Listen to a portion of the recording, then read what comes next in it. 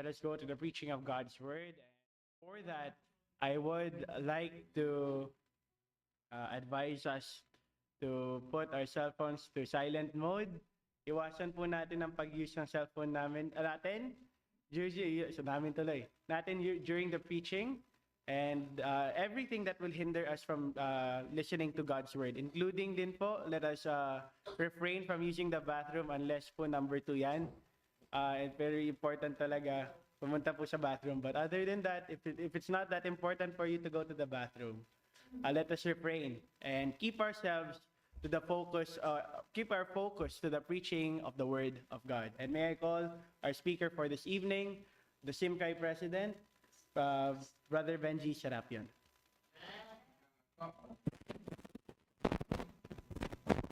Amen po. Good evening po sa ating lahat. Hindi naman po ako mag-i-English. Meron naman ng translator. Translator naman. Narinig niya may English po kanina pa, di ba? Sige po, tayo po tayo lahat. Buksan po natin mga Bible natin in the book of Luke chapter 6 verse 1 hanggang verse 11. Luke chapter 6 verse 1 up to verse 11. Kung nandiyan na po kayo, say aloud, amen. Basahin po natin to responsibly. I will read the verse 1. Men responds on verse 2, ladies on verse 3, and on the last verse, verse 11, we'll read it all together. Amen po. Amen. Luke chapter 6, verse 1. And it came to pass on the second Sabbath, after the first, that he went through the cornfield, and his disciples plucked the ears of corn and did eat, rubbing them in their hands. Why do you eat the fish not alone? Jesus answering them said, "Have you never tasted so much like this? What David did when his house numbered, and they ate the fruit." Verse 4, how he went into the house of God and did take and eat the showbread, and gave also to them that were with him, which is not lawful to eat, but for the priest alone.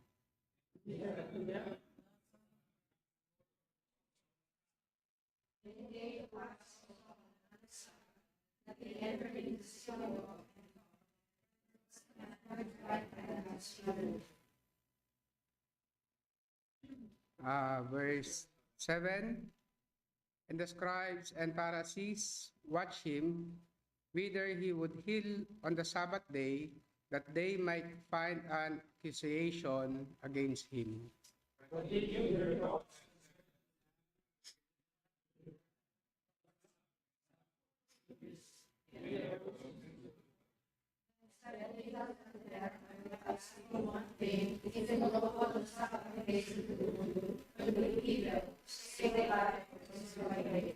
Verse 10, and looking round about upon them all, he said unto man, stretch forth thy hand.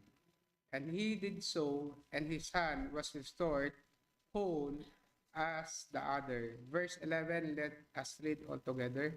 And they were filled with madness, and communed one with another what they might do to Jesus. Amen. Purihin po pagkabasa ng salita ng Panginoon. Tayo po ay manalangin, tayo po ay pumikit. Dakilang Diyos na makapangyarihan sa lahat, Panginoon, salamat po sa gabing ito muli, pinagkaloob niyo po sa amin upang kami po makapakinig ng inyong salita. Salamat po sa inyong pagpapala at biyaya po sa amin. Salamat po sa lesson na binigay niyo po sa amin para po sa gabing ito. Nawa, Panginoon, ito po ay magiging pagpapala sa bawat isa po sa amin, Panginoon. Bigay niyo po ng kaunawaan ng bawat isa po sa amin na talaga maintindihan po namin na inyo po itinuturo sa inyo po mga salita dito po sa aming pag-aaralan po, Panginoon. At nawa, sa gabi pong ito, kailangan po ang mataas, kailangan po ang madakila, at kapangyarihan nyo ang maihiya po, Panginoon. Patawad po sa aming mga kasalanan, pagkukulang, At lahat po ng papuri, pasalamat, pinapalik ko po sa inyo. In Jesus' name we pray. Amen. Puna po tayo. So, napakaganda po nitong lesson natin in Luke chapter 6, verse 1 to 11 na po. At pwede bang i-connect po, Rich? Napakaganda po nitong lesson natin and nakahati po ito sa dalawang bahagi na po. From chapter 1 at chapter 6 verse 1 to 5, ito po yung unang scenario dyan na pangyayari on the second Sabbath after the first Sabbath. Amen. And chapter 6 to verse 6 to verse 11, ito na po naman yung pangalawang pangyayari na nangyari on the next Sabbath after the second Sabbath. Amen po. So, from makikita po natin dito, take ko lang po yung ano, no? So, makikita natin dito yung main thing o kung ano yung meron sa panahong ito, which is Sabbath day, no?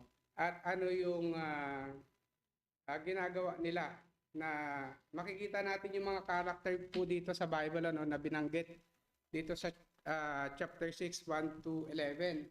Una, Son of Man, which is the Lord Jesus itself. Amen. Our Lord and Savior. Pangalawa, yung kanya po mga disipulo na kasama niya po na naghahayag o nagtuturo ng salita ng Panginoon. No, makikita natin yan in verse 1, no? Jesus and his disciples, and makikita din po natin dito yung mga Pariseo. No? Sila po yung mga namumuno sa synagogue. No, sila po yung mga nakakaalam ng law of the Bible. Especially in the Old Testament time, halos kabisado po nila yan. No, halos kabisado po nila yung mga law patungkol sa mga children of Israel at that time. Nung ibinigay ng Panginoon kay Moses yung mga law, alam naman natin yung Ten Commandments, ano po. Pero hindi natin kabisado. Sino bang nakakabisado ng Ten Commandments dito? Mga bata siguro, mga BCBBA, no? Ako yung mga matatanda kung kabisado nyo yung Ten Commandments, kabisado nyo ba? So, ilan lang po yun, pero napakarami pong commandments, ano po. And ang pinapatukuyan po dito, ang issue po dito ng mga Pariseo, which is yung ginagawa po nitong mga disipulo ng Panginoon. Una, yung ginawa ng disipulo ng Panginoon na sila po ay lumakad doon sa cornfield at sila po ay kumuha ng ears of corn at kinain po nila ito at in-apply nila sa balat nila. No? Ibig sabihin, habang nagmi-ministeryo po ang Panginoon, pumupunta po sila sa iba't ibang lugar at makikita natin sa chapter 5 na nagtuturo na po dyan ang Panginoon. At sa chapter 5 pa lang makikita natin na nandun na itong mga Pariseo nito o mga Pharisees na to na talagang binabantayan ang Panginoon at gusto nilang mapaalis o gusto nilang mapahinto ang Panginoong Jesucristo. Ano po? At nung nakakita po sila ng pagkakataon na mapuna ang Panginoon sa pagkakamali at mailagay ang Panginoon sa kapahamakan tulad nung ginawa po nila dito in verse 1, na sila po ay dumaan doon sa cornfield at yun nga, kumain sila ng ears of corn and nilagay po nila sa kanilang balat para sila ay kasi maano po yung time na yun dry skin sila at that time. So ginagamit nila yun parang langis. So may mga parts po ng ears of corn, yung loob niya, which is yung corn mismo, yun yung kinakain po, Tapos yung balat, yung naka-cover, and then yung parang, alam niyo po yung nakaganon, yung parang damo-damo. Ano po ba tawag doon? Bok-bok. So yun po yung pinapahid nila, parang naglalangis sa kanila pong mga balat para hindi po sila, parang lotion ba na ginagamit po nila. At napansin po ito po yung first controversy dito sa ating pinag-aaralan, na sabi ng mga Pharisees, sabi po dito in verse 2, a certain of Pharisees said unto them, why do ye that which is not lawful to do on Sabbath day? So bakit nyo ginagawa yan na hindi karapat dapat gawin sa panahon ng Sabat? No? At pag-aaralan po natin, okay lang. Pag-aaralan po natin, ano ba ang Sabat? No? Maybe some of us alam na po ang ibig sabihin ng Sabat, ano? Alam na rin natin ang mga patungkol po dito, pero meron iba sa atin na merong idea, meron iba sa atin na siguro bago lang sa pandinig natin ang Sabat. Ano po? Amen po ba? No? So, ang title po ng ating pag-aaralan ngayong gabi pong ito, in Luke chapter 6 verse 1 to 11, is the Son of Man is Lord also of Sabbath. Amen? So, yan din po yung pinakang key verse ng buong lesson na pag-aaralan po natin dito in chapter 6, 1 to 11. Makikita po natin yan in verse 5. Sabi po dito, and he said unto them, ang kausap po ng Panginoon dito is yung mga Pariseo. No? Ang sabi po ng Panginoon that the Son of Man is Lord also of the Sabbath. Yung Son of Man na tinutukoy po na yon, Jesus Himself. No? And Lord, ibig sabihin, Panginoon ng Sabbath. And the one who creates Sabbath is the Lord itself para po sa mga tao. Amen? So pag-aaralan po natin yan. Amen po? So sabi po dito, balikan ko lang po ng konti. Luke chapter 6 verse 1 to 11, there are two demonstration of His which is Jesus, His divine authority on the Sabbath day through His act of compassion. So makikita naman natin dito from verse 1 to verse 5 yung ginawa ng Panginoon. Sila ay kumain at hinayaan niyang kumain yung kanyang mga disipulo on that Sabbath days, na which is not lawful, na sinasabi ng mga Pariseo. And the second thing, yung siya ay nagpagaling ng withered hand ng isang lalaki in the synagogue, habang siya po ay nagtuturo po doon. Amen? No? Number 1, dealing with the hungered. Yun po yung nangyari dito sa Luke chapter 6 verse 1 to 5. Number 2, dealing with physical handicap. Physical handicap meaning, ito yung may kapansanan, na kanya pong pinagaling. Amen? And two controversies, and ito na po yung sinasabing controversies, happened that Jesus performed on the second Sabbath and on the next Sabbath after that second Sabbath. Sa kabuuan na po yan, ano po ba ibig sabihin controversies? Meaning disagreement, nagkaroon sila ng disagreement or argument o pagtatalo o hindi pagkakasundo within the Lord Jesus Christ and His disciples and the Pharisees regarding Sabbath days. Amen? Amen po? Amen. In verse 1 to 2, makikita po natin dito, His disciples pluck the ears of corn and eat, rubbing them in their hands, that which is not lawful to do on Sabbath days. In verse 10, Jesus heals a man that which is not lawful to do on Sabbath day. So makikita po natin dyan yung patungkol sa Sabbath. Ano po? At yung sinabi ko na po kanina, the key verse of this whole passage from verse 1 to verse 11 is verse number 5, na sinasabi po dito that the Son of Man is Lord. No? Ano ba ibig sabihin ng Lord? No? Siguro, iba sa atin, alam na ibig sabihin ng Lord. Pero ano ba talaga yung ibig sabihin niyan? At pumapatungkol sa Sabbath. Also of Sabbath. Amen? Number 1, dealing with the hungered. Luke chapter 6, verse 1 to 5. Amen? So sabi dito, and it came to pass sa second Sabbath after the first, that He, sino yun? Si Jesus Christ, na po sa verse 1, went through the cornfield. Sayang, hindi nakikita eh. So, cornfield. Naka-connect ba to? Okay lang po, okay lang po. So, sabi dito, through the cornfield and His disciples. So, nandun po ang Panginoon at ang kanyang disipulo plucked the ears. So, ito na po yung binanggit ko kanina of corn and did eat, rubbing them in their hands. So, ito na po yung i-explain ko sa inyo kanina, no? At dumating na ito mga Pariseo in verse 2, no? And a certain of the Pharisees said unto them, no? So, sinisita po nito mga Pariseo, ito mga disipulo ng Panginoon at ang Panginoon. At ang sabi po nila, actually hindi to question eh.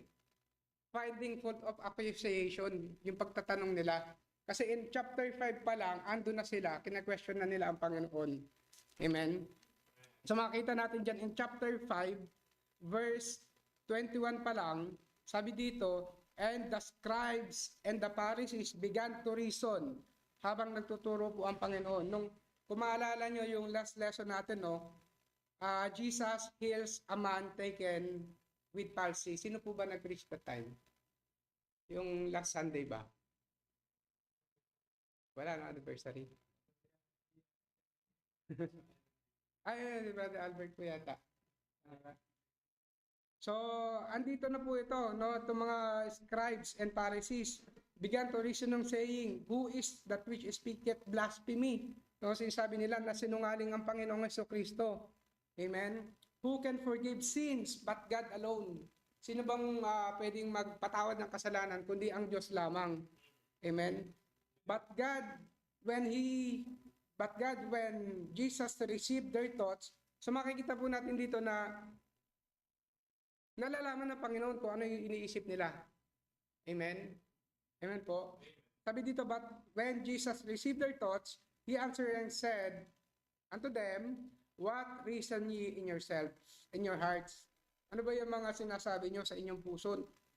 Whether is easier to say, thy sins be forgiven thee, or to say, rise up and walk. No, kukonekta po iyan dito sa mensahe natin dahil patungkol po ito sa sinasabi dito sa verse 2 ng mga Pariseo na why do ye that which is not lawful to do on Sabbath day?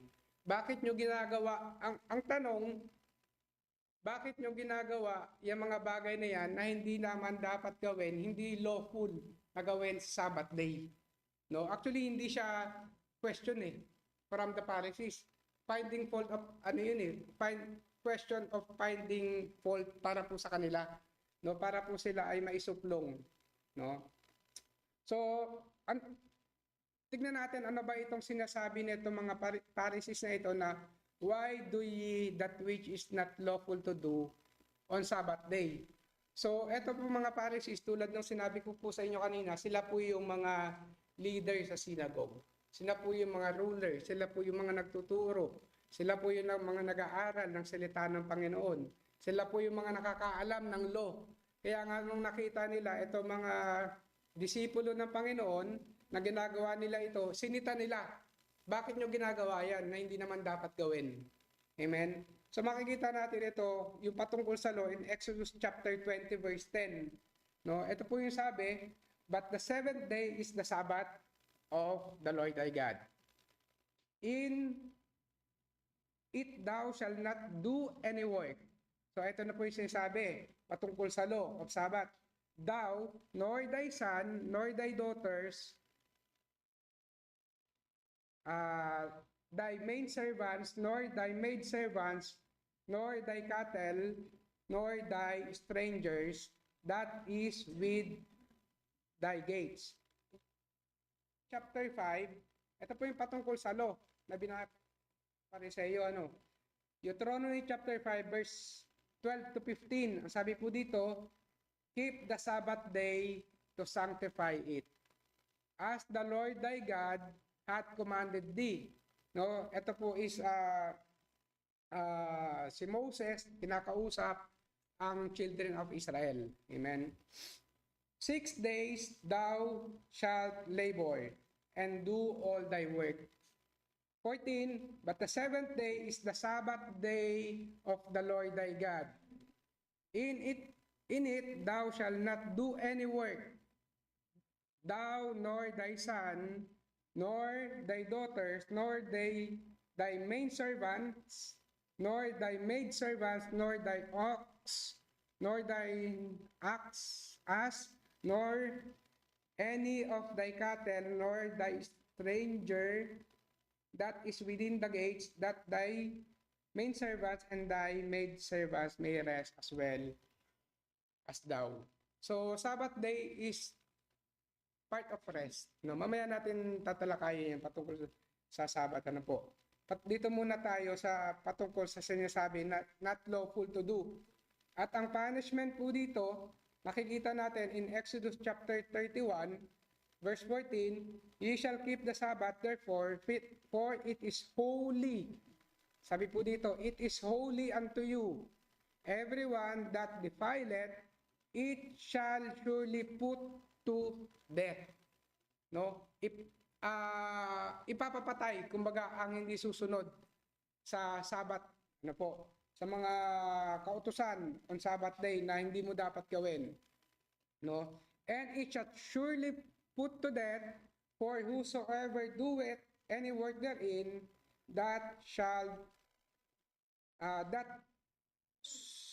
soul shall be cut off from among his people." So ito po yung punishment para sa mga hindi sumusunod sa law of Sabbath.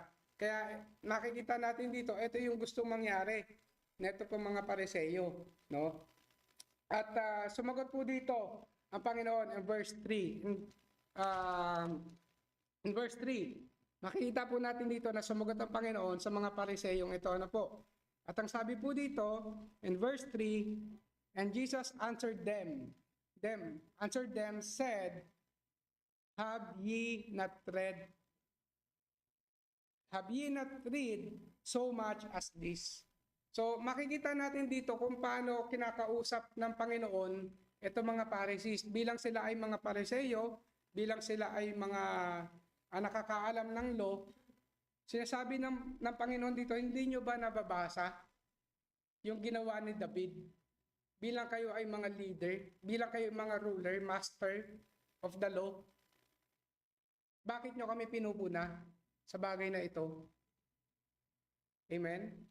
No, sabi po dito in verse 3, "Have ye not read so much as this, what David did when himself was hungered?" So ito po yung sinasabi ng Panginoon sa mga Pariseyo, hindi nyo ba nabasa o hindi nyo ba nababasa o hindi nyo ba nabasa yung ginawa ni David nung sila ay nagugutom? Na siya ay pumunta doon sa templo at humingi ng makakain sa mga priest.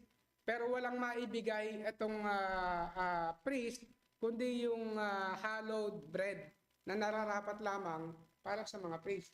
Pero ibinigay pa rin. No? Ibinigay pa rin po iyon.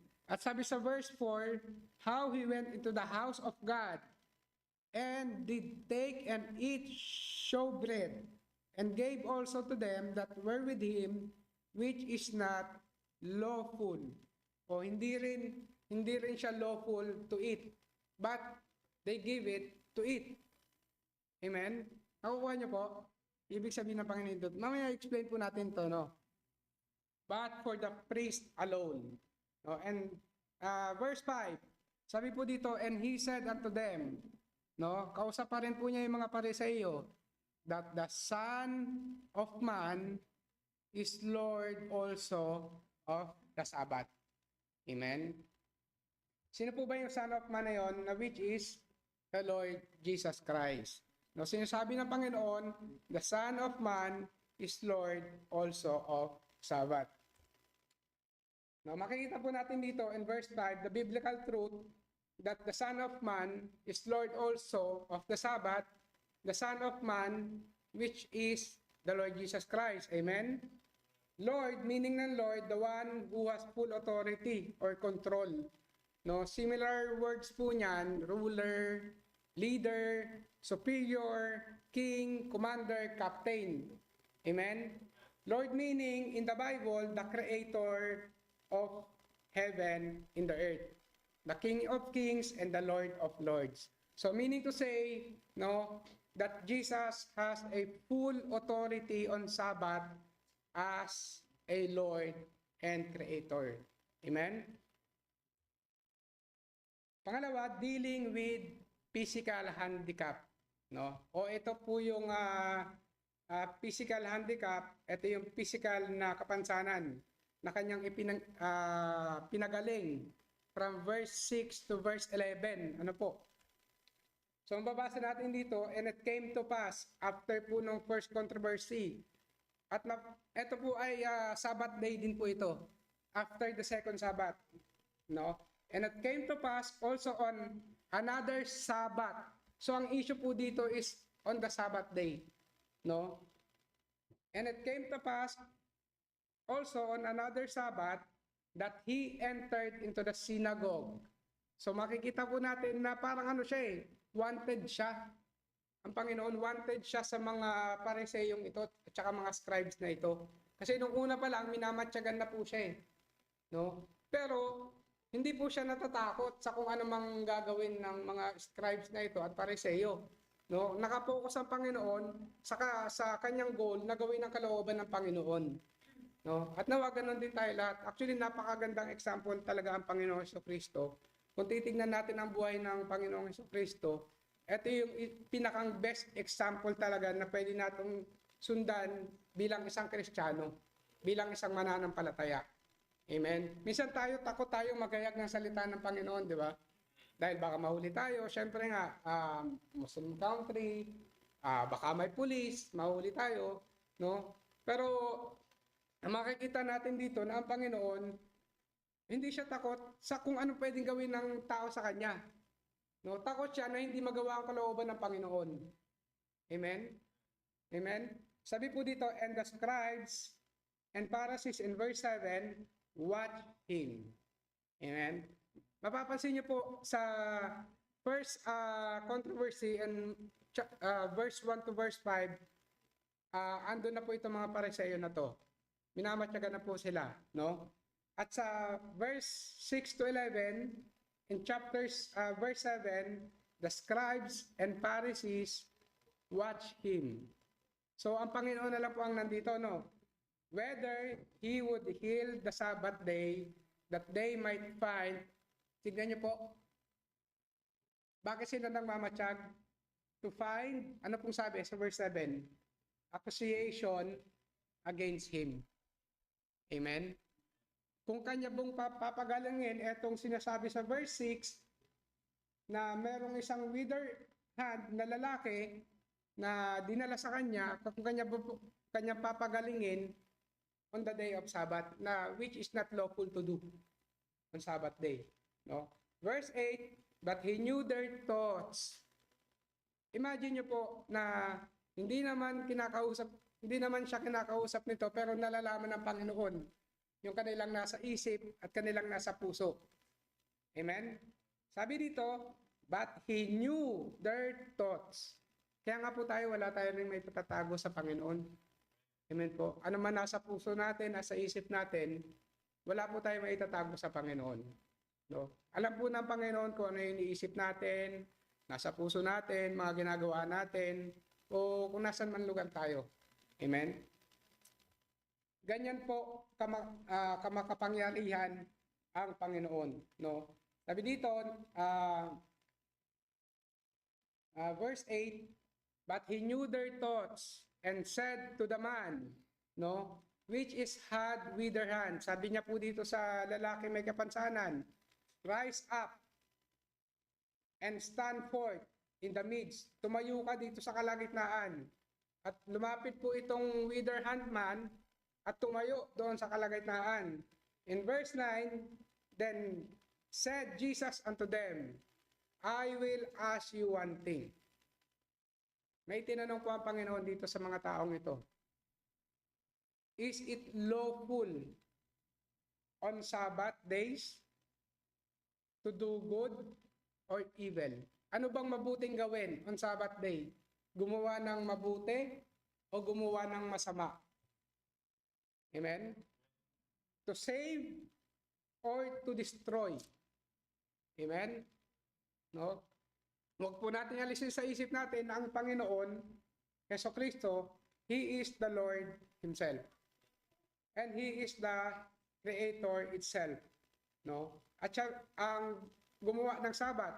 Siya po ang nagbigay ng Sabat para sa mga tao. No? And in verse 10, and looking round about upon them all, He said unto the man, stretch forth thy hand, and he did so, and his hand was restored whole as the other. No? So makikita natin dito na pinagaling ng Panginoong ito ang lalaking ito na may kapansanan, no, na which is not lawful to do on Sabbath day. Amen?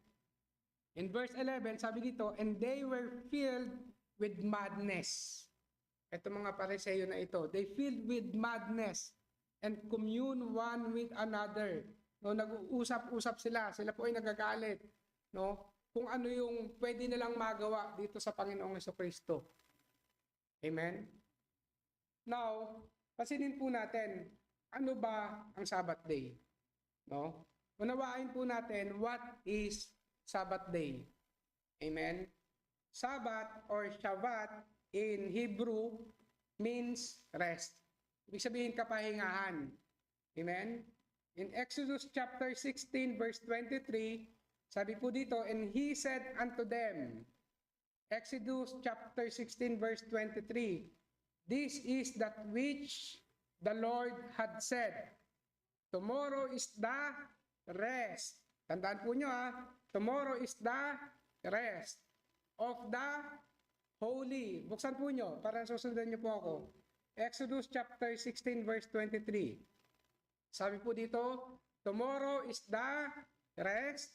Tomorrow is the rest of the holy Sabbath unto the Lord. Gising ba po kayo? No? And sabi po dito, bake that which ye will bake today, and sit that ye will sit, and that which remaineth overlay up for you to be kept until tomorrow. So makikita natin po dito na Sabbath means in Exodus chapter 16 verse 23 means rest. Ano po ba ibig sabihin? Rest for the people in Him. Amen? In Matthew 20, makikita natin dito in Matthew chapter 11 verse 28, ang sabi ng Panginoon, come unto me all ye that labor and are heavy laden, and I will give you rest. Amen? Kaya nga po tayo nandito, so, sa loob ng isang linggo, meron pong ilang araw meron sa loob ng isang linggo? 7. Anong araw yung pinakang service po natin sa Panginoon? Isang araw lang. No? Tapos nasan tayo ng Sunday? Amen? So ano ba yung kapahingahan na tinutukoy po dito? Ano ba yung rest na tinutukoy ng Panginoon sa Kristo? Ito ba yung matutulog ka? No? Minsan magko-complain ka pa, Sunday na nga lang yung off ko. Hindi pa ako makapagpahinga, kailangan ko pang umattend ng church. No? Napakarami pong ganito, no, na hindi pa nakakaunawa ng salita ng Panginoon totally. They said na kilala ko ang Panginoon, naniniwala ako sa kanila, pero hindi na nila naunawaan ang kahalagahan ng rest sa Panginoon. Amen? Ito po yung, imagine mo na punong-puno ka ng stress sa trabaho, sa lahat ng bagay. Hindi lang trabaho, sa mga ginagawa mo, no, sa mga personal things, pag-aaral, mga bata. Kaya napaka-importante na tayo ay lumalapit sa Panginoon, no, para tayo ma-refresh ng salita ng Panginoon. Tayo makapakinig ng salita ng Panginoon. Makaunawa ng salita ng Panginoon. Amen? Imagine nyo, wala po kayong salita ng Panginoon in 1 week. Napakahirap po, di ba? Imagine natin, in 1 month, hindi ka umattend ng gawain, hindi ka nakinig ng salita ng Panginoon, hindi ka nagbasa ng Bible. Anong pakiramdam? Parang ang layo-layo natin sa Panginoon. Amen? Parang yung buhay natin is masyado nating iniintay sa mundo. Masyado tayong nagpo-focus dito sa mundo. No? Natural, meron tayong mga personal na pangangailangan. Kailangan nating kumita. Kailangan nating magbayad ng mga bayarin natin. Amen? Kailangan nating magpadala. And mga personal na bagay natin, kailangan natin. Pero kanino po ba natin ito pinagkakatiwala na magbibigay po sa atin? Amen? Yan pa po kayo? Amen? No, Sabbath is first, rest for the people in Him. No, sa Panginoon. Second, ito po ay holy, meaning must be sacred. No? God's way of living that honors Him. No? Deuteronomy chapter 20, verse 8 to 11. So hindi na po natin babasahin, no? Masyado nang mahaba. No? And third, no, Sabbath is unto the Lord, because He is the Lord of it and made it for His people. No? Sabi po dito, makikita natin yung main truth dito sa ating pinag-aaralan. Yung kabuuang truth na po dito sa pinag-aaralan natin. Ano po? The main truth or the main key verse po dito sa pinag-aaralan po natin, which is in verse 5. No? Yung sinasabi ng Panginoon, and He said unto them that the Son of Man is Lord also of the Sabbath. Amen? Main truth, the Son of Man is Lord also of the Sabbath. Son of Man means Jesus Christ, Lord. Sinabi ko na po ito kanina, no? A person who has full authority or control or power over others. Amen? A master chief or ruler, the one who has authority from property, owner of the land, houses, and etc. And alam naman natin na God created everything, including us. And God, tayo ay pag-aari lahat ng Panginoon. Amen? At dito sa pinag-aaralan po natin, makikita natin yung tatlong kapangyarihan ng Panginoon. Amen? So makikita natin dito yung God is all-powerful. Amen? Na which is, ito yung sinasabi ng pinag-aaralan namin sa BCBBI, no? Na attributes of God, no? God is omnipotent. So ibig sabihin niyan, God is all-powerful. Amen po. Ibig sabihin, ang Panginoon ay makapangyarihan even on the Sabbath day. Amen? Sabi po dito, the Son of Man is Lord also of the Sabbath. No, siya yung may kapangyarihan, siya yung may authority na gawin yung bagay na nararapat on Sabbath day. No? Because kaya nga tayo lumalapit sa Panginoon, siya yung nagbibigay sa atin kapahingan, kagalingan, kaunawaan. Amen? Amen po ba? Pangalawang makikita po natin dito, God is all-knowing. No? Na which is, ito yung sinasabi o pinag-aaralan po namin na God is omniscient. No? Makikita natin dito sa pinag-aaralan natin na hindi naman nila kinakausap ang Panginoon on the second part from verse 6 to 11, but Jesus know their thoughts. Nalalaman ng Panginoon kung ano yung nasa puso at isip po nila. Amen? Pangatlo, no? God is omnipresent. No? Una, God is omnipotent. Pangalawa, God is omniscient. Pangatlo, God is omnipresent. That means God can be everywhere. Imagine nyo po, nandun siya sa synagogue na which is, andun yung mga taong gustong gumawa ng masama sa kanya. Tayo ba pupunta ba tayo sa isang lugar na alam nating mapapahamak tayo? Na alam nating papatayin tayo? Amen? Pero ang Panginoon, kaya niyang gawin yun. Kasi bakit? Hindi siya natatakot na gawin sa kanya yun. Amen? Because He is the Lord Himself. Amen po? So sabi po dito, God is omnipresent. God can be everywhere. God is in the synagogue teaching. Even He knows that the Pharisees and the scribes sought to kill Him. Amen? No? So makita natin dito, for the conclusion na po, patapos na po. No, Jesus counters that the Sabbath is for restoration. Sabbath is for restoration and nurturing. No po? Nurturing, ibig sabihin, pag-aalaga, taking care, no po? And protect someone or something while they are growing. Amen? Hindi po ito hardship. No? Hindi po ito pagpapahirap o pagpapasakit. No? Kung kayo po ay dumadalo ng gawain ng Panginoon at ito po ay nakakapagpahirap po sa inyo, nakakapagpasakit po sa atin, baka pumali yung ating puso sa paglapit sa Panginoon. Amen? No? So paano natin ito ma-apply po sa ating mga sarili? We must trust God's power over us as our Lord. Kailangan po natin pagkatiwalaan ng buong buo ang Panginoon bilang ating Panginoon ng ating buhay at tagapagligtas. Amen. Pangalawa, we must have a clear heart, no? Clear heart serving the Lord. Or malinis na puso, magkaroon tayo ng malinis na puso sa paglapit sa Panginoon. Amen? And we must be faithful unto Him. Tayo po ay manatiling maging matapat sa Panginoon. No? So yun lamang po at papuri po sa Panginoon. Okay po, tayo lahat, tayo po ay manalangin na. Tayo po lahat, tayo pumikit, tayo po ay manalangin. Dakila namin Diyos na makapangyarihan sa lahat. Panginoon, salamat po sa inyong salita na amin napag-aralan sa gabi pong ito.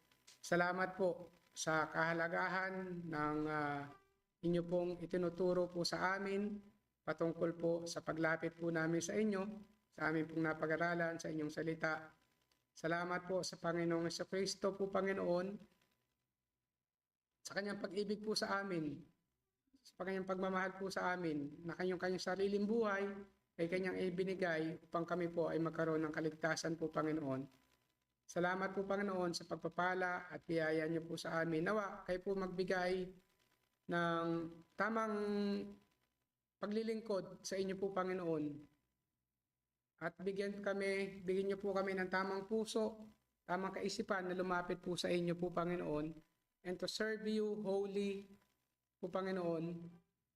Anumang bagay, Panginoon, na nakikita niyo po sa amin na hindi ka aya-aya, hindi ka rapat-rapat, Panginoon, humingi po kami ng kapatawaran at nawa kayo po ang magbago sa mga bagay na hindi ka nais-nais po sa amin sa inyong harapan po, Panginoon. Patawad po, Panginoon, sa aming mga kasalanan at pagkukulang po sa inyo. Lahat po ng papuri, pasalamat, binabalik po namin sa inyo. In Jesus' name we pray. Amen. Okay, baka po kayo po. And some announcement. Sa Tuesday of prayer, our prayer meeting is in Alnada. Our prayer meeting is in Alnada. If you are available, the prayer meeting will start at 7 p.m. Last Tuesday, hindi tayo natuloy sa Alnada because of we don't have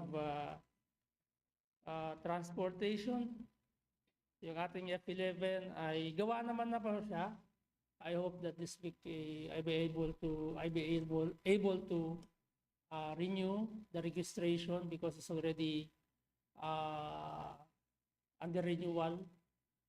The due date is on April 18th. So praying for financial.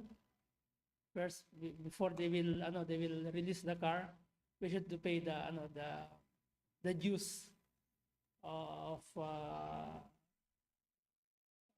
the repair. No? So we pray for that, and I hope this week.